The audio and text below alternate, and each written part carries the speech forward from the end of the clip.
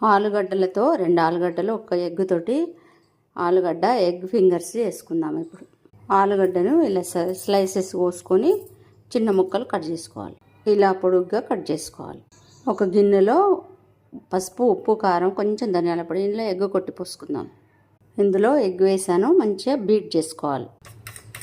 ఆలుగడ్డలకు సరిపడా శనగపిండి, ఉప్పు, కారం, పసుపు, కొంచెం ధనియాల పొడి, అల్లం వెల్లిపాయ ఆ ఎగ్గులో వేసానండి. కొంచెం సరిపడా ఉప్పు వేసుకొని ఇప్పుడు కలుపుకుందాం.